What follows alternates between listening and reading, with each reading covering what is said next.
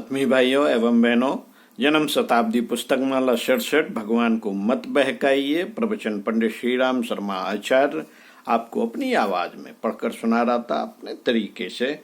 इसी क्रम में आगे पढ़कर सुनाते हैं पृष्ठ 13 से भजन जीवन की एक पद्धति।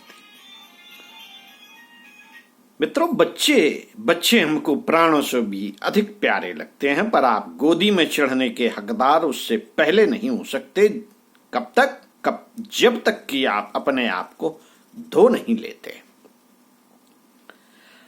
आप क्यों नहीं समझते छोटी सी मोटी सी बात को? आपने इतनी मोटी बात को समझने से इनकार क्यों कर दिया? नहीं साहब, भगवान गोदी में ले लेगा। किस कीमत पर भगवान गोदी में ले लेगा, जरा बताना तो सही। भजन की कीमत पर ले लेगा। क्या होता है भजन? बकवास को भजन कहते हैं। अक्षरों के उच्चारण को भजन कहते हैं। अक्षरों के उच्चारण को भजन किसने कहा था?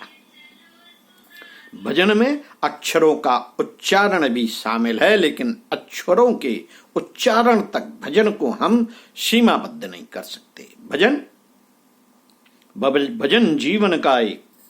जीवन की एक पद्धति है, आध्यात्मिक जीवन की एक शैली है, जीवन यापन करने का एक विधान है।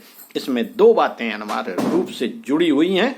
एक, आदमी के व्यक्तिगत जीवन का संशोधन अनिवार्य रूप से जुड़ा हुआ है, और दूसरा, लोक हित जुड़ा हुआ है। प्राचीन काल के प्रत्येक ऋषि का उदाहरण आप सुन लीजिए।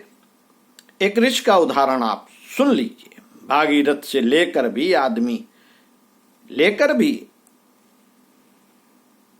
आदमी आप बताइए जिसने कि लोक हित के लिए, परमार्थ प्रयोजनों के लिए आपके तरीके से अंगूठा दिखाकर भजन किया, जहां उनने ये बहाने बनाए हों कि हमें परमार्थ के लिए टाइम नहीं है, परमार्थ के लिए हमें फुर्सत नहीं है, हम व्यस्त रहते हैं, आपको आर्थिक तंगी है, हमारा दिमाग खाली नहीं है,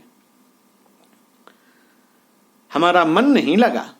आप हमेशा 99 बहाने बनाते रहते हैं। जहां भगवान को अपेक्षा है, वहां भगवान आपसे मांगता है, वहां आप अंगूठा दिखा देते हैं। भक्त ऐसे होते हैं? भक्त ऐसे नहीं होते मित्रों। भक्त वजनदार होते हैं, भारी भरकम होते हैं, भक्त दयालु होते हैं और भगवान की दुनिया का ख्याल रखते हैं। किस तरह का ध्यान रखते हैं बेटे? इस संदर्भ में मैं आपको द्रौपदी के तरीके से एक और घटना सुनाना चाहता हूं। घटना बगदाद की है। एक बार बगदाद की जमीला ने अपनी सारी जिंदगी भर की कमाई के पैसे जमा करके रखे थे कि हम भी काबा जाएंगे। मुसलमानों के धर्म में यह बात लिखी हुई है कि आदमी को कोशिश करनी चाहिए कि एक बार वह हज करने के लिए काबा जरूर जाए। जमीला ने कुरान में पढ़ रखा था, इसलिए उसने अपने पैसे बचा करके रखे थे कि जब कभी मौका आएगा तो मैं भी वहां जाऊंगी और एक बार हज करूंगी।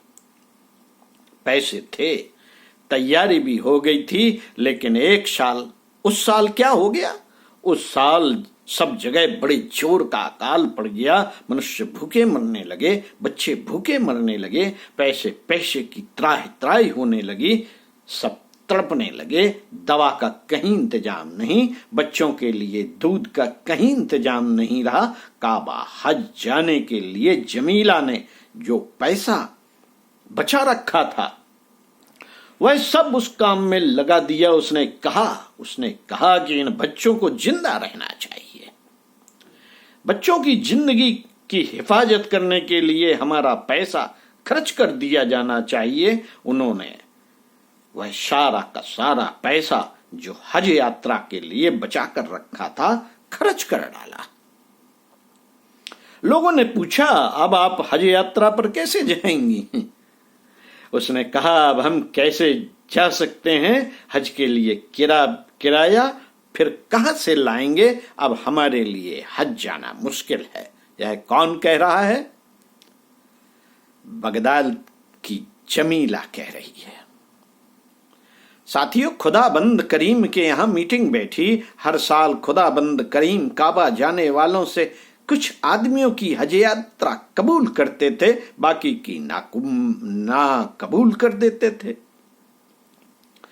जितने लोग हज करने जाते थे सबकी यात्रा कबूल नहीं होती थी। आप भी ध्यान रखना, भगवान आप में से हर एक की तीर्थ यात्रा कबूल नहीं करता।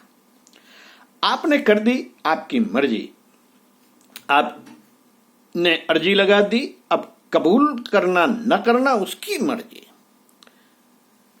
किसकी कबूल होगी और किसकी नहीं होगी ये उसकी मर्जी।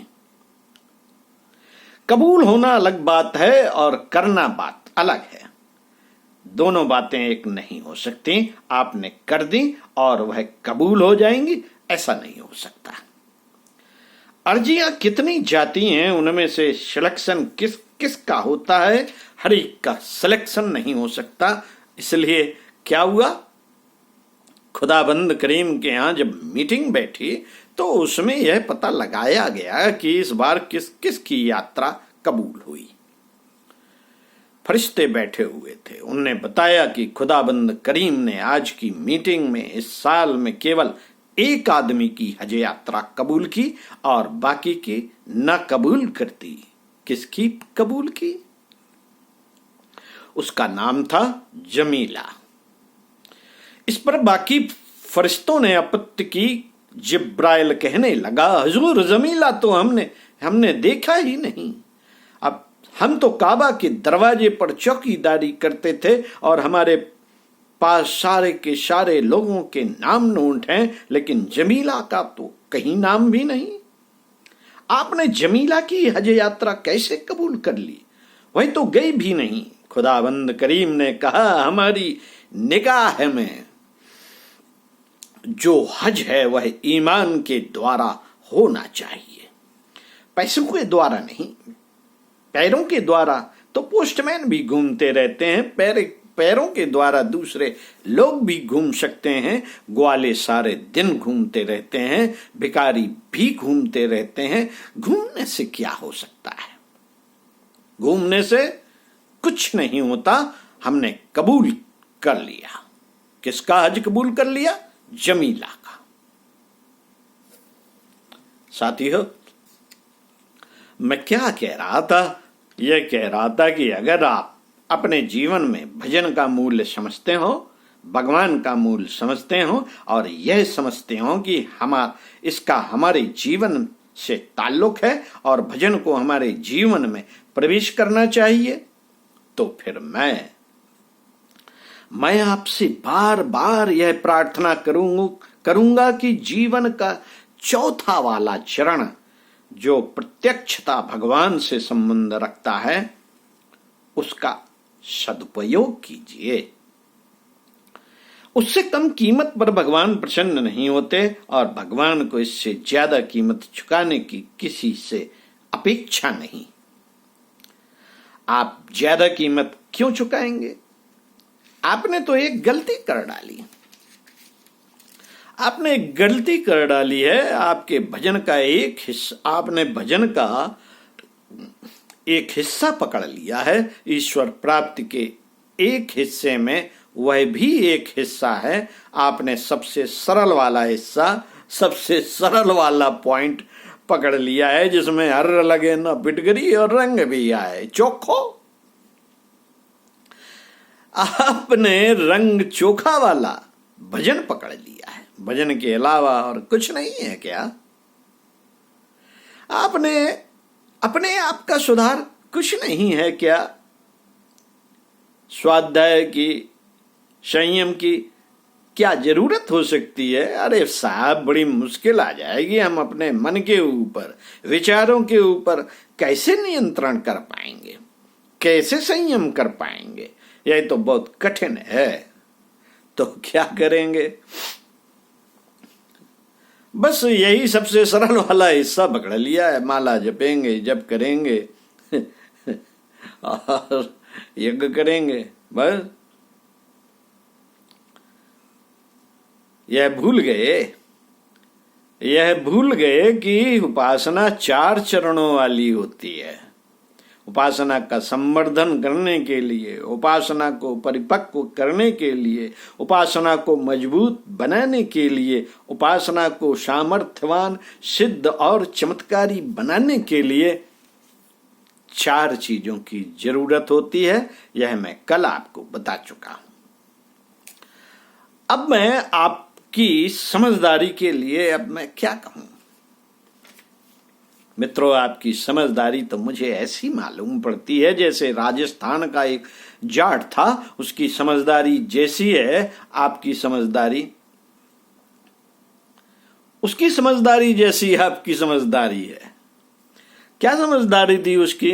राजस्थान का एक जाट मेले में गया, यहाँ बहुत धूप तेज पड़ रही थी। राजस्थान में धूप बहुत पड़ती है, कहीं कोई छाया भी नहीं थी, कहीं पेड़ भी नहीं थे, रेगिस्तान था। जहां मेला लग रहा था उसने आवाज लगाई और लोगों से कहा कि हमारे पास एक खाट बिकाऊ है। खाट माने चारपाई। लोगों ने सोचा कि गर्म रेत में जहां पैर जलते हैं, यदि चारपाई मिल जाए तो रात को उस पर सो जाएंगे और दिन में उसको खड़ा करके उसकी छाया में बैठे रहेंगे। जाट ने आवाज लगानी शुरू कर दी कि हमारे पास चारपाई बिकाऊ है। लोगों ने कहा कहाँ है चारपाई और उसका कितना दाम है? दाम भी बहुत कम बता दिया, कह दिया 2 रुपए की चारपाई है। 2 रुपए की चारपाई? 2 रुपए की चारपाई? अरे ये तो हम फौरन ले लेंगे। वही चिल्लाता रहा कि चारपाई बिकाऊ है। लोगों ने कहा कि दीजिए ना हमको, 2 रुपए हम आपको दे रहे हैं, लीजिए 2 रुपए।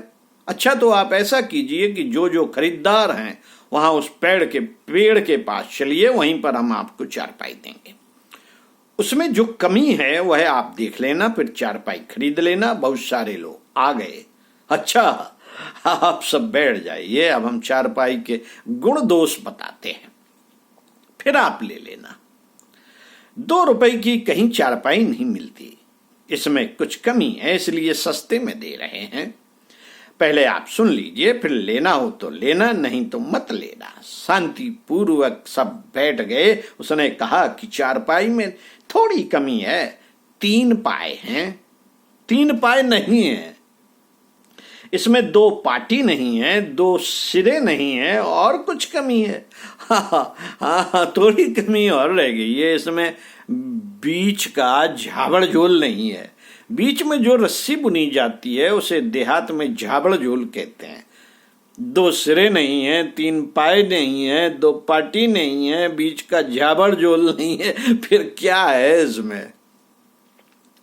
उसने थैले में से एक पाया निकाल कर दिखा दिया और कहा इसे ले जाइए। लोगों ने कहा धत तेरे की, इसका हम क्या करेंगे? मित्रों, यह किसकी कहानी है? आपकी कहानी है। और कौन है?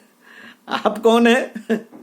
आप तो बेअकल जाट हैं जो 1 पाई की चारपाई लिए फिरते हैं। चारपाई माने माला, केवल माला लिए बैठे हैं। आप लोगों की जिंदगी का अधिकांश भाग माला के सुपुर्द हो गया है। बेटे, माला के ऊपर मैं निछावर हूं। माला जपते जपते मेरी उंगलियां घिस गईं। अभी भी इस बुढ़ापे में 4 घंटे बैठ जाते हैं। 1 बजे रात्र में अपनी माला लेकर चुपके से बैठ जाते हैं और 4 बजे तक, जब आपको अपनी सबसे प्यारी चीज नींद पसंद आती है, हमको नींद से भी बेहतर माला लगती है। माला तो हम छाती से लगाते हैं, माला की हम इज्जत करते हैं, माला हमारे रोम रोम में बसी है। हम माला को गाली देंगे? हम कोई नास्तिक हैं? हम कम्युनिस्ट हैं? हम कौन हैं? हम तो आपको इस बात का एहसास करा देना चाहते हैं कि माला चाहे जैसी चमत्कारी क्यों ना हो, यह उस वक्त तक किसी का काम नहीं करेगी और न ही आज तक किसी का काम किया है, जब तक कि आप उसमें दूसरी चीजों की सहायता पैदा ना कर दें।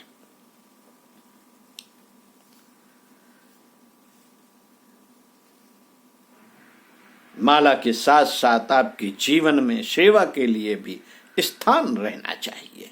आपको उतने समय का एक हिस्सा भगवान के लिए भी लगाना चाहिए। आप अपने समय का एक हिस्सा अपने लिए लगाएं, घर वालों के लिए लगाएं। 7 घंटे सोया करें, 8 घंटे रोटी कमा करके अपने बाल बच्चों का पेट भरा करें। 7 और 8 घंटे मिलाकर 15 घंटे हो गए। 5 घंटे आप निजी कामों के लिए रखें, अर्थात नहाने धोने खाने पीने आदि के लिए। फिर भी आप 24 घंटे में 4 घंटे भगवान के लिए लगा सकते हैं। ओम शांति। अगले वीडियो में आपको आगे की बातें बताएंगे। आइए चलते हैं।